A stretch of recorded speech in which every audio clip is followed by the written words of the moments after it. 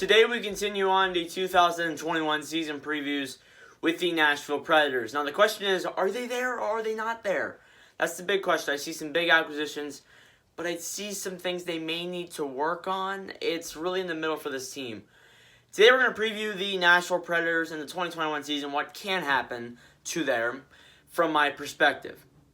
First off, if you're new to the channel, hey, welcome. I'm glad you're here. Also, if you haven't already, please go subscribe in the description below if you are new. That means a heck of a lot to me. We're really popping off.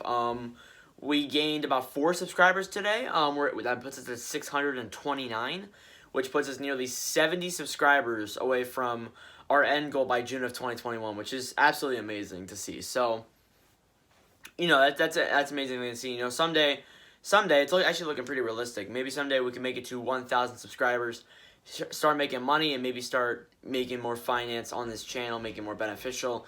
But, that's kind of a kid's dream. That's always been a kid's dream. Everyone's dream is to become a YouTuber in some way. I doubt that I'm going to actually become one of them. But, 1 subscriber could really help me out reach my goal as well. And also, if you haven't already, please go check out the links in the description below, which includes my Twitter, my Instagram, my Discord, and my TikTok. So all my other social media is in there as well.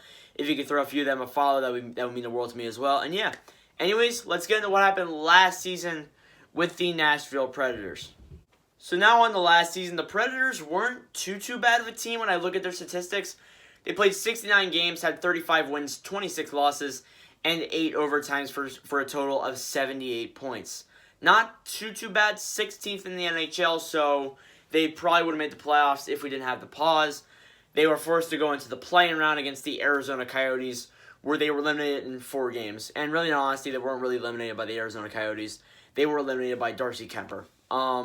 I think any Coyotes fan can say that Kuemper practically, I don't want to say he carried them into the playoffs, but he did. He dragged them out of Nashville. I can say that.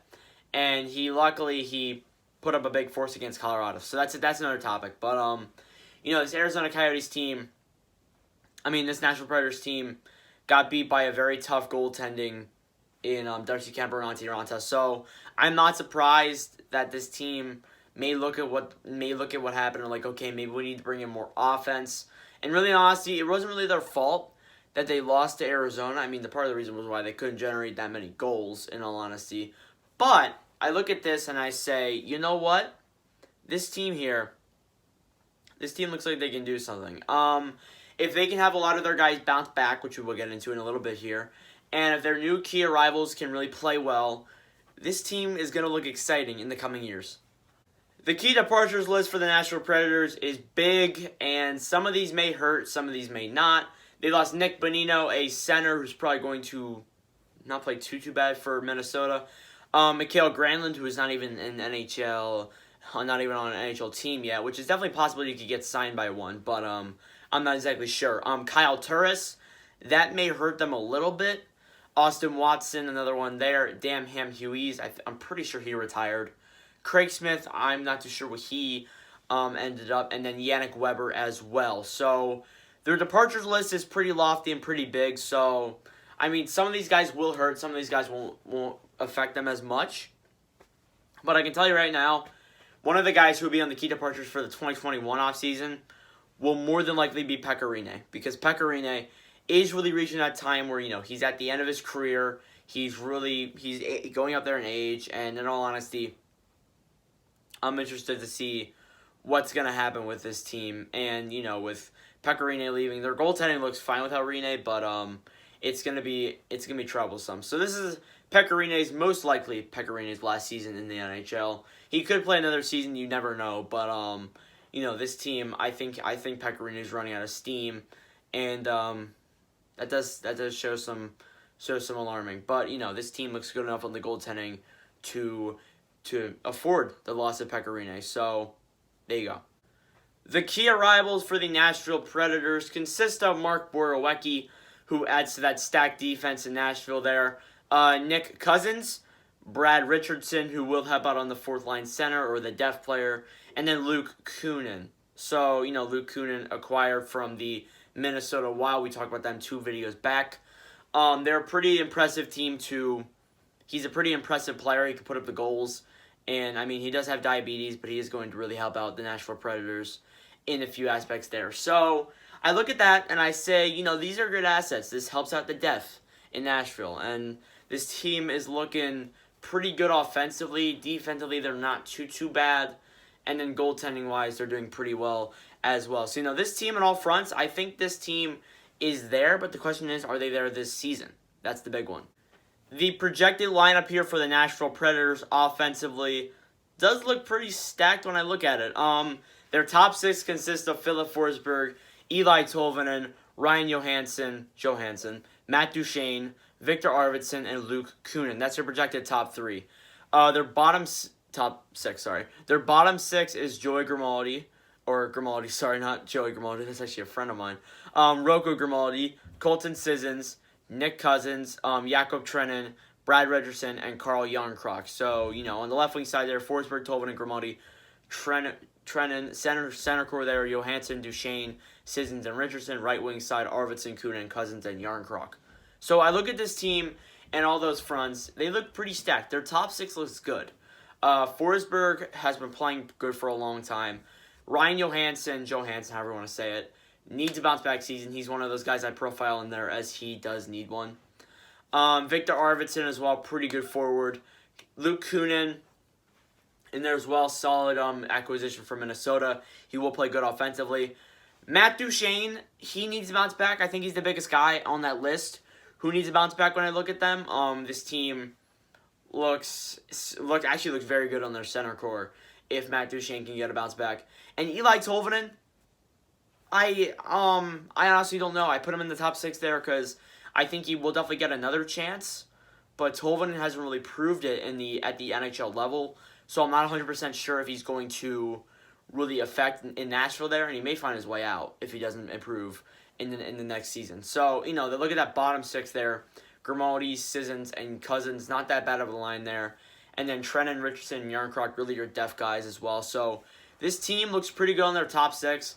Their bottom six, they may need to work on just a tiny bit. But, I look at this team and I say, you know what? This team looks stacked on many numbers. Their top six is actually pretty good. And I think that, if they can get the right lines moving, right chemistry going, I think this team can really push for a pretty good next season. On to the defensive lineups here. On the first line lefty, you have Roman Josi, Matthias Ekholm, and Mark Borowiecki. On the right D side there, you have Ryan Ellis, Dante Fabro, and Matt Benning. Now I look at that and I say that top pairing is really, really good. Roman Josi, arguably one of the most underrated and one of the best defensemen I've ever seen. Ryan Ellis has played very good as his top pairing defender. Matthias Ekholm and Dante Fabro played pretty good players as well. I think they will definitely go work out well in that middle pair there. And then Borowiecki and Benning as your really depth guys in those new acquisitions. So Borowiecki, he played pretty well in Ottawa. I think he will do the same in Nashville. And Matt Benning, I think he will also play pretty good in Nashville as well. I look at the defense. I think it can hold up. I think it honestly can hold up. This defense has enough depth that they can really just defend if one of these guys gets injured. But if one of these guys gets injured, the problem is their third defensive pairing could take a big puncture. But I think the chemistry will work out pretty well with this team. Josi and Ellis have been probably one of the most underrated D pairings in the NHL. So I'm pretty hyped to see what they will do this season. Ekholm and Fabro playing pretty good as well. And then Borowiecki and Benning again. So they're doing pretty well as well. And that's not even saying the goaltending. The goaltending in Nashville is also really good. So on the goaltending side of things there, I now have Jose Saros as your starting goaltender there. And then you have Pekka Rinne as your backup, Connor Ingram as your third goaltender. And then you have Askarov coming in there as a prospect. So they're another really good team like Florida. Like Florida, for example, they had the great offense. I mean, not the great offense. They had the great goaltending. They're stacked on goaltending, honestly. And part of the reason why they did this is so that they have a lot of these guys exempt from Seattle. So you could potentially maybe seeing Ingram go to Seattle. It's potential. You can see him going out there. But, I look at this team on that side of the front, and I'm looking pretty excited. Jose Saros proved in the play-in rounds, which is really a goaltending battle, proved in the play-in rounds that he can be a starting goaltender. And that's the one thing that I've been really impressed with him about. And Pecorine still not showing any signs of quitting. So they're also looking pretty good as well. So I'm looking pretty excited if I'm a Nashville Predators fan, if I were you, on the goaltending side too. And there's even more stuff there too. So it's honestly looking just this team. It looks they do need to work on that bottom six there a little bit maybe. But apart from that, this team looks very, very good. And finally now we have the playoff predictions. Do I think the Nashville Predators will make the 2021 Stanley Cup playoffs? The answer is I don't know. So they're playing that division with Tampa, Columbus, Carolina, Dallas, and every other team. Detroit, Florida, Nashville, Minnesota, all those other teams. The question is, who do they push out of the top four to win? So I had Tampa, and then I had Dallas, and then I had Carolina, or Carolina second, whichever one you want to pick, making those playoffs. That's the three guys I have a definite as making the playoffs, or at least they're most likely. And then I have Columbus as my fourth, but I could see Minnesota, I could see Florida, and I could see Nashville pushing there as your fourth guy. I think Detroit's just gonna vibe at the back of the room, being like, have fun. Yeah, sorry, Detroit fans. I don't think your team's going to make the playoffs. But really, in honesty, I think that division, any team in there can make the playoffs. People are underrating Florida. People are kind of underrating Minnesota in some aspects.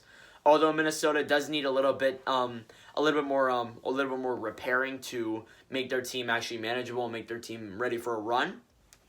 But Nashville's kind of there. I think Nashville's really competing with Florida, because Florida actually looks really stacked. Like, I don't know why people keep underrating Florida.